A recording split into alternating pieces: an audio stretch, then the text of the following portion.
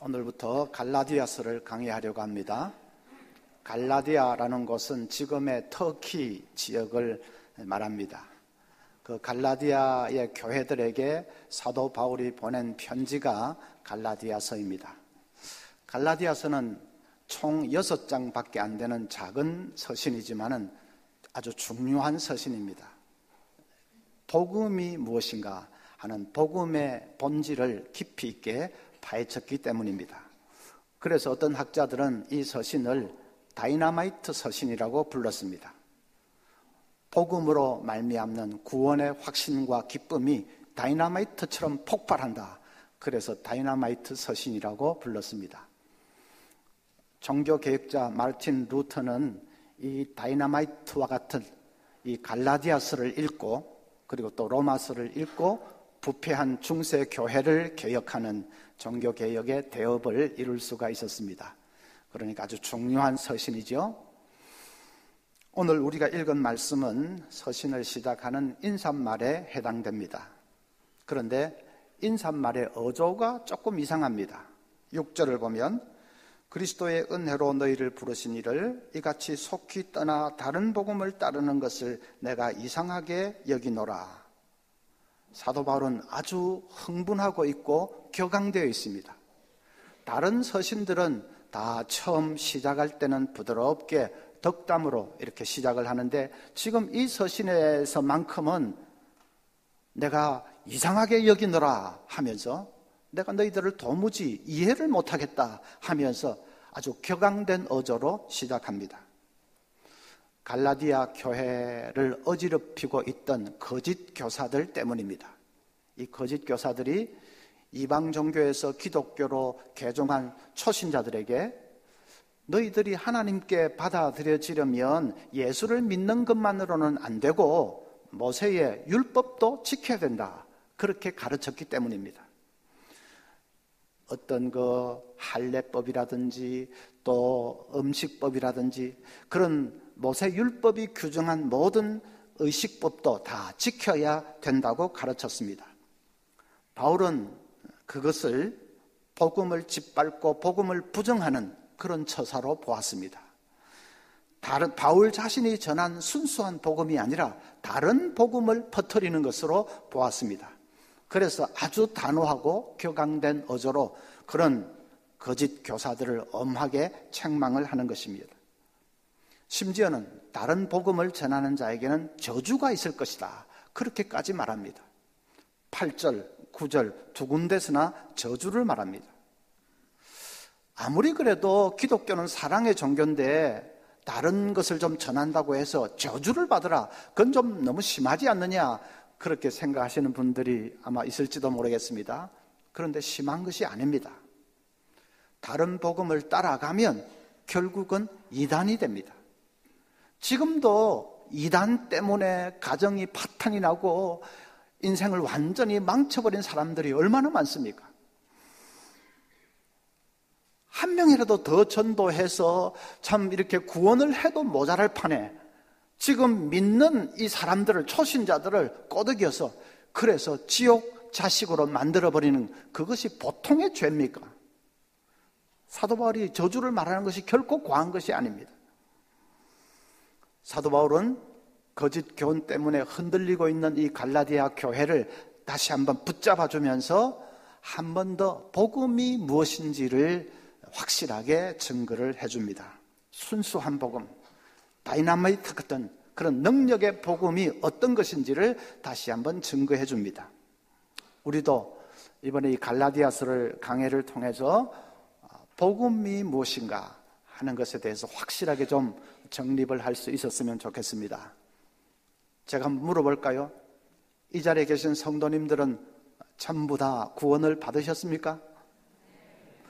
지금 죽어도 천국에 갈 수 있습니까? 제 눈치 보고 적당히 아멘 이래 하지 말고, 제가 보기에는 믿음이 좀 시원찮은 분들도 계시는데 그런 분들도 죽으면 천국 가실 수 있습니까?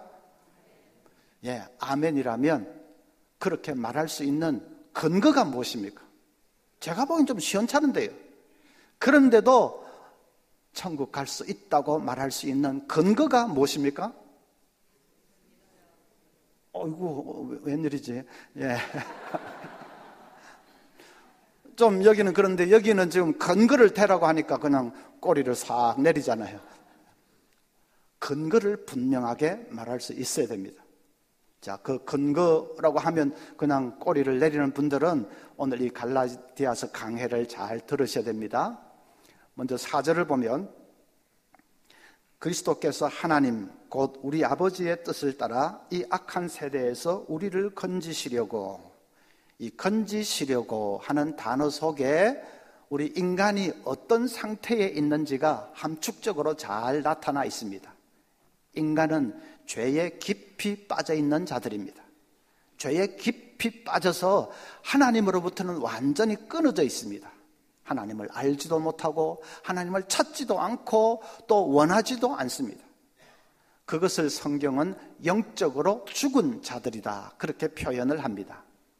우리 인간은 영적으로 완전히 죽은 자이기 때문에 우리 힘으로는 구원의 자리에 이를 수가 없습니다. 그 다음에 4절 중간에 보면 우리 죄를 대속하기 위하여 자기 몸을 주셨으니, 대속이라는 말은 대신 씻는다 하는 뜻입니다. 예수님이 십자가의 죽으심으로 우리 죄를 대신 씻어주셨습니다. 인간은 다른 사람의 죄를 대속할 수가 없습니다. 왜냐하면 자기 자신도 죄인이기 때문에 아무리 죽어봤자 그건 자기 죄 때문에 죽는 것이지 그것이 다른 사람의 죄를 대속해 줄 수는 없습니다. 죄 없으신 하나님이신 그 예수님만이 우리의 죄를 대속하실 수가 있습니다. 그래서 마가복음 10장 45절에는 인자가 온 것은 섬김을 받으리 함이 아니라 도리어 섬기려 하고 자기 목숨을 많은 사람의 대속물로 주려 함이라, 그렇게 말했습니다. 예수님이 우리 죄를 대속해 주시면 우리는 죄 씻음을 받고 의인이 되어서 천국에 들어갈 수가 있습니다. 예수님은 하나님이시기 때문에, 그래서 하나님이 자기 생명을 바쳐서 우리를 위해서 자기 생명을 바쳐서 대속을 해주시면 그 효력은 100% 완벽합니다. 우리는 온전히 죄의 굴레에서 해방이 되어서 구원을 받을 수가 있습니다. 그것이 복음이지요. 자, 복음을 한마디로 요약하면 영적으로 완전히 죽어서 하나님과 끊어져 있던 자가 예수님의 대속으로 인해서 이제 구원받게 되는 것, 구원을 받는 것, 그것이 복음입니다. 그건 뭐 내가 다 아는 건데 할 수 있는데, 여러분 그러나 확실하게 이해를 하기 위해서 이제 몇 가지를 더 아셔야 됩니다. 첫째는 복음의 완전성입니다. 예수님의 대속의 효력은 충분하고 완전하다 하는 것이 복음의 완전성입니다. 이 예수님의 대속을 믿으면 우리는 온전하게 구원을 받을 수 있다 하는 것이 이제 복음의 완전성이죠. 그래서 구원받기 위해서 복음 외에는 다른 어떤 것도 더 플러스할 필요가 없습니다. 복음 플러스 알파가 필요하다 이렇게 말하면 이제 곤란해집니다. 우리가 뭘 좀 알파를 더 준다 하면 언제건 좋은 거죠. 알파를 더 준다 하면 좋은 거지만, 그러나 구원의 문제에 있어서만은 복음 구원받기 위해서는 복음 플러스 알파가 있어야 된다 하면 그건 이단입니다. 왜냐하면 복음 플러스 알파가 있어야 된다는 말은 복음만으로는 안 된다는 뜻이니까, 복음만으로는 부족하다는 뜻이니까, 예수 믿는 것만으로는 부족하다는 뜻이니까 그건 이단이지요. 그래서 복음 플러스 알파가 있어야 된다 그렇게 말하면 안 되는데, 그러나 교회 역사를 보면 늘 그런 주장을 하는 사람들이 있었습니다. 원조가 갈라디아 교회지요. 그 사람들은 구원받기 위해서는 예수 믿는 것만으로는 안 되고 모세 율법도 지켜야 된다 그렇게 주장을 했습니다. 중세 가톨릭 교회도 마찬가지입니다. 구원받기 위해서는 예수님만으로는 안 되고 우리의 선행도 있어야 되고 또 수동원에 들어가서 몸을 바쳐 헌신하는 것도 있어야 되고 저 성지순례 가는 그런 것도 있어야 된다. 플러스 알파가 있어야 된다. 비싼 돈을 주고 면죄부를 사야 연옥에서 고생을 하다가 천국에 좀 더 빨리 갈 수 있다. 그렇게 가르쳤습니다. 지금 가톨릭은 뭐 돈 주고 면죄부를 사야 구원받는다 그런 말은 안 하니까 좀 나아졌지만은 그러나 중세의 부패한 가톨릭 교회는 그랬습니다. 항상 복음에다가 플러스 알파를 말하면서 그 알파까지 있어야 구원받을 수 있다고 했습니다. 그 부패한 교회를 마르틴 루터가 개혁을 한 것이죠. 개신교 안에서도 또 그런 주장을 하는 사람들이 있습니다. 어떤 사람들은 저 시골에다가 예배당을 몇 개씩 짓고 저 아프리카나 동남아 오지에다가 예배당을 짓고 합니다. 복음을 더 널리 전하기 위해서 하나님을 사랑해서 예배당을 짓는다면 그건 얼마나 좋은 일입니까? 그런데 그게 아니고 그렇게 어디 예배당을 짓고 하면 그것이 공로가 되어서 내가 구원의 자리에 더 가까이 나아갈 수 있을 것이다 라고 생각해서 그렇게 한다면 그건 아주 잘못된 것이죠. 복음 플러스 지금 알파를 생각하고 있는 것입니다. 어떤 사람은 구원받기 위해서 전도도 구원받기 위해서 전도합니다.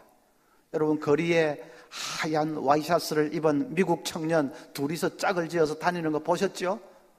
이야, 저 미국 청년들이 저렇게 열심히 전도한다 참 대단하다 싶으시지요?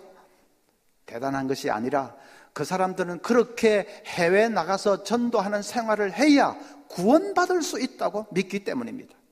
다 몰몬 교도들이죠. 그건 이단입니다. 전도도 자기가 구원받기 위해서 전도를 하는 거죠. 은혜로 교회, 그건 교회도 아니지만은 자기들이 저 교회라고 붙여놨으니까 은혜로 교회의 신옥주 씨는 교인들을 저 남태평양 피지 섬에 이주를 시켜서 거기에 그냥 구금을 해놓고는 강제 노동을 시킵니다. 그래서 가정이 파탄이 나고 그냥 인생을 망쳐버린 사람들이 얼마나 많은지 모릅니다. 베트남에서도 막 그렇게 해가지고 지금 크게 사회 문제가 됐습니다. 어떻게 교인들이 그런 사악한 이단에게 꾸역꾸역 끌려가는 것일까? 그렇게 집단 생활을 하고 노동을 하고 해야 구원받을 수 있다고 가르치기 때문입니다. 거기에 미혹이 되어서 그래서 끌려가는 것이죠. 여러분, 예수님의 대속을 믿는 것만으로 충분하고 완전합니다. 예수님께서 나를 위해 피 흘려주신 그 대속을 믿는 것만으로 우리는 충분히 구원받을 수 있고 완전하게 구원의 자리에 이를 수 있습니다. 그게 복음의 완전성입니다. 거기서 흔들리면 안 됩니다. 절대로 무슨 그것만으로는 안 되고 하면서 플러스 알파를 말하면 그건 다 이단입니다. 절대로 따라가면 안 됩니다. 그 다음에 둘째는 복음의 객관성입니다. 자, 우리는 예수님의 대속을 믿으면 구원을 받습니다. 그런데 어느 정도로 믿어야 합니까? 예수님의 대속을 믿으면 구원을 받는데 그때 믿는다는 것이 어느 정도로 믿는 것을 말합니까? 조금 더 의심하면 안 됩니까? 조금 더 의심이 없는 그냥 100점짜리 믿음이 돼야 됩니까? 아니면 80점 정도만 돼도 됩니까? 아니면 믿음이 60점 정도만 돼도 턱걸이로 천국에 들어갈 수 있습니까? 자, 그것에 대해서 분명히 답을 할 수 있어야 되는데 그 답을 못하면 이제 구원의 확신이 좀 흔들리기 시작합니다. 저도 고등학교 때까지 그랬습니다. 저는 모태신앙이지만 고등학교 때까지는 구원의 확신이 없었습니다. 그래서 저 나름대로는 노력을 많이 했지요. 제가 언젠가도 말씀드렸지만은 일기장에다가 10가지 체크리스트를 만들어 놓고 그걸 매일매일 체크를 했습니다. 첫째, 하루에 성경 석 장 이상 읽을 것. 둘째, 하루에 기도 15분 이상 할 것. 셋째, 또 거짓말은 절대로 하지 말 것. 넷째, 여학생을 곁눈질해서 보지 말 것. 또 다섯째, 이래가지고 10가지 쫙 해놓고, 지켰으면 공표, 어겼으면 꼬표, 절반쯤 했으면 세모, 매일매일 10가지를 가지고 나를 체크를 했습니다. 한 달쯤 지나서 이제 쭉 다시 되돌아보면 어떤 날은 공표가 좀 많습니다. 그럼 좀 어쓱해지죠. 그런데 대부분 날들은 보면 꼬표, 가물에 콩 나듯이 세모 하나씩 끼어 있고 그렇습니다. 풀이 푹 죽습니다. 이래가지고 내가 무슨 구원받았다고 할 수 있나? 이래가지고 내가 죽으면 천국 갈 수 있겠나? 자신이 없습니다. 그러니까 늘 업 앤 다운입니다. 어떤 때는 이 정도 하면 될 것도 같아 싶다가도, 또 어떤 때는 아이고 이래가지고 내가 무슨 천국에 싶기도 하고, 그래서 늘 천국에 올랐다가 지옥에 떨어졌다가 왔다 갔다 오르락내리락 업 앤 다운입니다. 그런 상태로는 구원의 확신이라는 것을 가질 수가 없는 거죠. 자, 믿음이 몇 점이 돼야 되는가, 동그라미가 몇 개 이상 돼야 되는가 하는 것은 다, 그래야 구원받을 수 있는가 하는 것은 다 이 복음의 객관성을 몰라서 그렇습니다. 복음의 객관성이라는 것이 뭐냐? 이스라엘 백성들이 출애굽할 때에 마지막 10번째 재앙은 하나님의 사자가 이 장자들을 다 죽이는 아주 무서운 재앙이었습니다. 하나님께서 이스라엘 백성들에게는 너희들은 양을 잡아서 피를 바깥 문설주에 발라라. 그러면 하나님의 사자가 그걸 보고 그 집은 그냥 넘어갈 것이다. 그렇게 일러주었습니다. 그 말씀을 믿고 양을 잡아서 피를 바깥 문설주에 바른 사람들은 다 재앙을 면하고 구원을 받았습니다. 그럴 때 여러분 한번 생각을 해보십시오. 양의 피를 발라놓고 이제 방 안에서 조마조마하게 그 밤이 지나가기만을 기다리고 있는 사람들, 그 사람들은 전혀 의심을 안 했을까요? 우리가 정말 괜찮을까? 우리는 하나님의 사자가 정말 그 피 그것만 보고 넘어갈까? 괜찮을까? 그런 생각, 그런 의심을 전혀 안 했을까요? 그들은 전혀 불안하지도 않고 두려움도 없고 그랬을까요? 막 담대하게 그랬을까? 아니죠. 인간 아닙니까? 다 똑같은 인간 아닙니까? 불안해지고 두려워지고 하는 사람도 있었을 것입니다. 피를 바르기는 발랐지만 그걸로 될까? 긴가민가? 의심이 생기는 사람도 있었을 것입니다. 그래서 하나님의 사자가 너 지금 의심했지? 네 지금 마음이 불안하고 두려워하고 그러고 있지? 너는 그 정도 믿음으로는 안 돼. 탈락이야. 너희 집 장자는 죽이겠다. 그랬습니까? 아닙니다. 하나님의 사자는 그냥 바깥 문술주에 피가 바른 것만을 보고 그냥 넘어갔습니다. 안에 있는 사람들이 긴가민가 하고 있는 것은 따지지 않았습니다. 불안하고 두려워하고 하는 건 따지지 않았습니다. 왜냐하면 피를 바른 그 믿음으로 충분하기 때문입니다. 양의 피를 바르는 것이 쉽지 않습니다. 양의 피를 문설주에 바르면 재앙을 면할 수 있다고, 그런 택도 없는 소리가 어디 있냐, 그런 미신 같은 소리가 어디 있냐, 얼마든지 그럴 수 있습니다. 그런데도 하나님의 말씀인 줄 알고 그걸 믿고 행동으로 옮겨서 그 양을 잡아서 피를 바르는 그거 쉽지 않은 일입니다. 그 믿음이 큰 믿음입니다. 하나님의 사자는 그 믿음만 보고는 그냥 넘어갔습니다. 안에 기다리고 있는 사람들이 긴가민가 의심하고 불안도 생기고 하는 것은 상관하지 않았습니다. 왜냐하면 안에서 불안해하고 두려워하고 하는 것은 느낌이죠. 느낌. 그 느낌은 늘 변하는 것이기 때문에 그렇습니다. 느낌은 주관적인 것이고 늘 변하는 것이기 때문에 그렇습니다. 어떨 때는 막 불안해지다가 어떨 때는 괜찮을 거야 좀 담대해지기도 했다가 하루 전에도 몇 번씩 변할 수도 있습니다. 느낌은 그렇게 늘 변하는 것이기 때문에 하나님의 사자가 그런 것은 상관하지 않았습니다. 하나님의 사자는 오직 양을 잡아서 피를 바른 그 객관적인 사실, 행동, 그것만을 보았습니다. 양의 피를 문설주에 발랐다는 것은 나도 알고 하나님도 알고 온 세상도 아는 그건 분명한 객관적인 행동이고 객관적인 사실입니다. 하나님의 사자는 그것만 보고 그 집을 구원해 주었습니다. 우리도 여러분 마찬가지입니다. 예수님께서 보혈을 통해서 내 죄를 대속해 주셨다 하는 것은 분명한 객관적인 사실입니다. 2000년 전에 일어난 분명한 객관적인 사실입니다. 그 사실을 내가 믿고 받아들였다 하는 그것도 분명한 객관적인 사실입니다.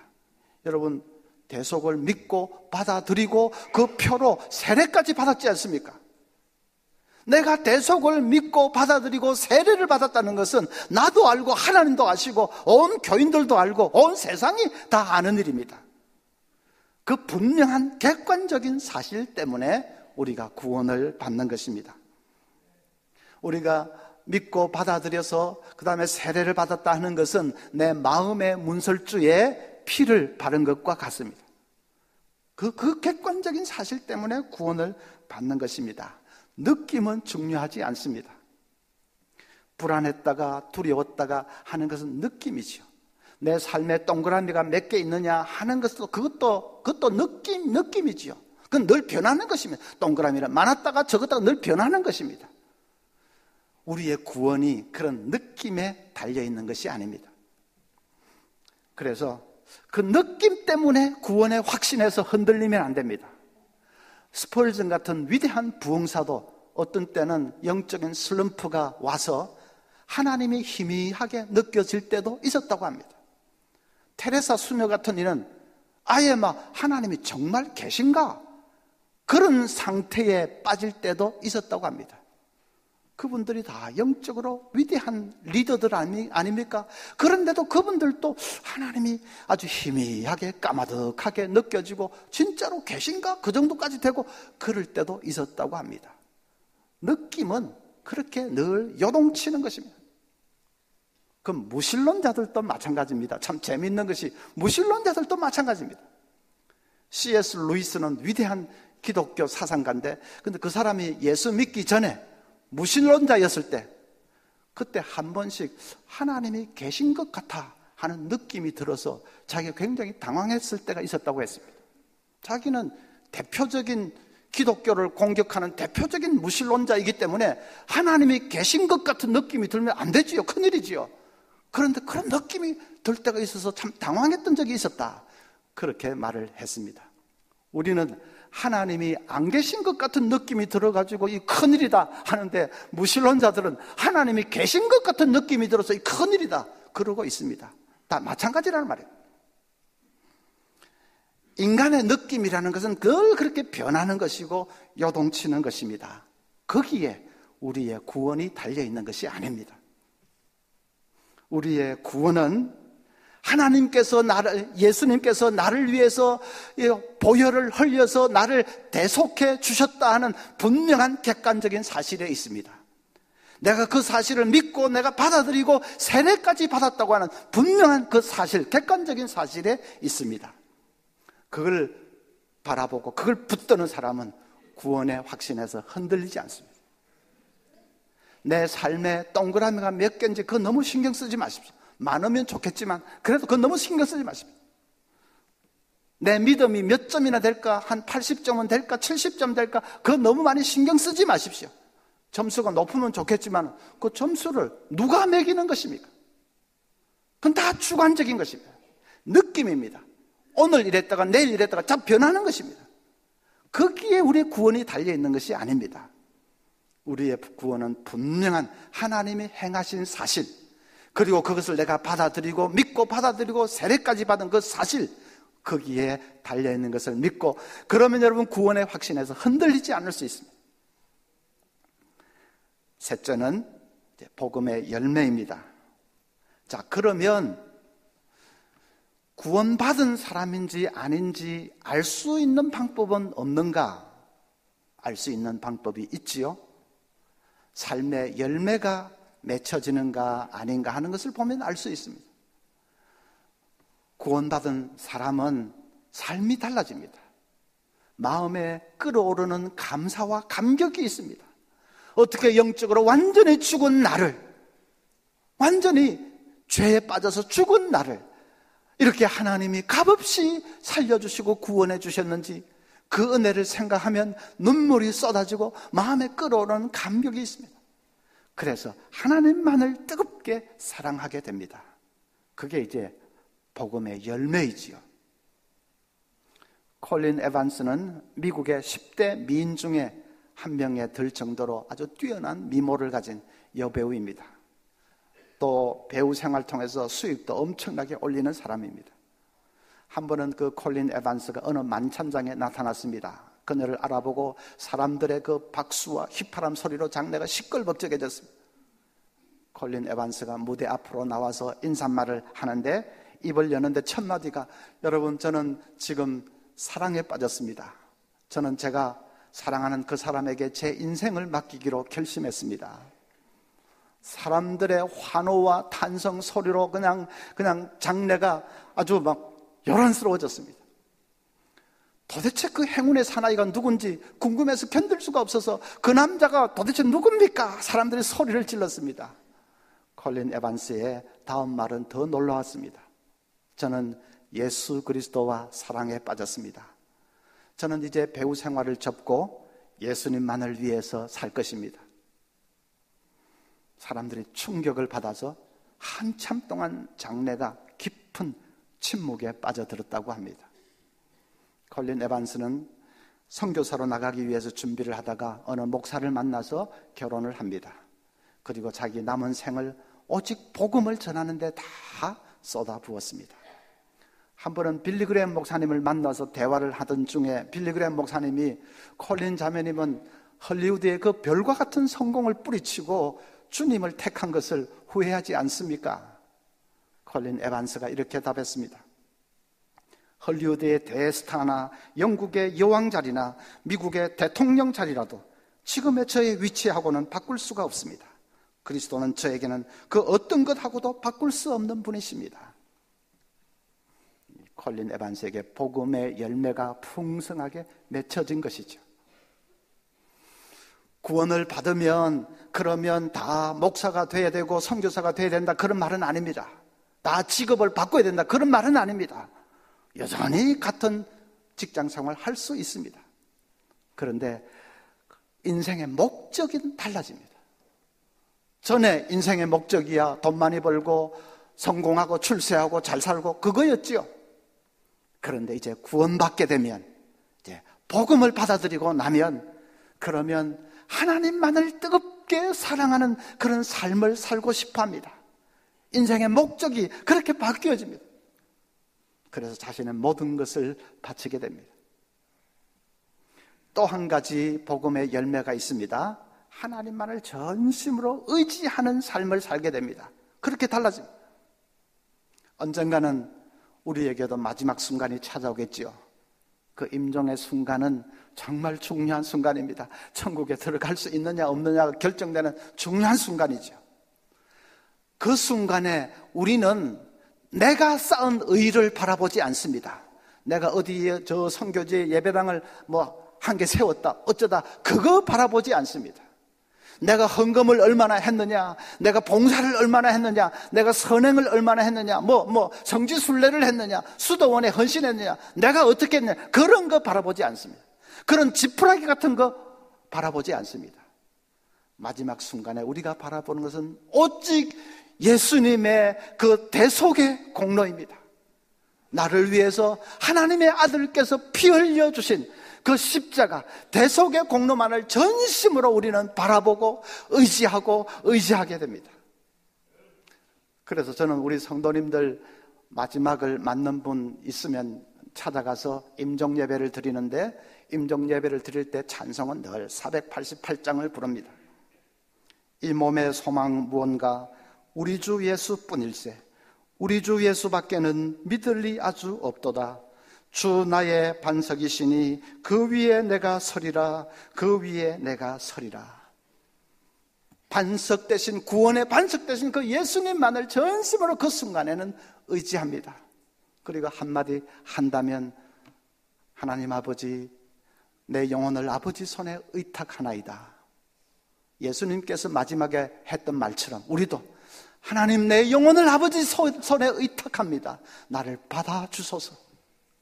예수님의 대속의 피로 씻음받은 나를 보시고 받아주소서. 그렇게 하나님을 전심으로 의지하는 것은 마지막 순간만은 아니겠죠. 우리 살아 생전에도 늘 하나님을 의지하고 하나님만을 의지합니다. 복음의 열매가 그것입니다. 고츠워크라는 사람은 1차 대전 때 독일 의뢰정의 항해사였습니다. 1차 대전 때 의뢰정이라는 것은 지금 잠수함하고는 비교도 할 수 없지요. 너무나도 작고 낡고 그래서 위험합니다. 그런 의뢰정의 항해사니까 도무지 살아 돌아온다는 보장이 없습니다. 그래서 그 사람 아내가 두려움에 사로잡혀서 눈물을 흘리는 것을 보고 고츠워크가 이렇게 아내에게 편지를 썼습니다. 여보, 만일 내가 탄 배가 침몰했다는 소식을 듣게 되면 울지 마시오. 내 몸이 가라앉는 곳이 깊은 바닷속이라 할지라도 내가 내 주님의 품 안에 있는 한 그것은 작은 연못에 불과하다는 사실을 잊지 마시오. 정말 그렇습니다. 여러분, 우리는 어떤 일을 만나도 주님의 품 안에 있습니다. 내가 구원받은 하나님의 아들이고 하나님의 딸이지 않습니까? 주님과 함께 영원히 천국에서 새하늘과 새 땅에서 살아야 될 사람 아닙니까? 그래서 이 땅에서 무슨 일을 만나도 나는 주님의 품 안에 있습니다. 그리고 내가 주님의 품 안에 있는 한 어떤 시련도 어떤 고난도 그것은 그저 작은 연못에 불과합니다. 그 사실을 믿고 여러분 전심으로 하나님만을 의지하고 또 의지할 수 있기를 바랍니다. 하나님만을 뜨겁게 사랑하는 삶을 살 수 있기를 바랍니다. 그런 복음의 열매가 풍성하게 맺혀져서 늘 감사와 기쁨이 있는 우리 서문교회 성도들 다 되시기를 바랍니다.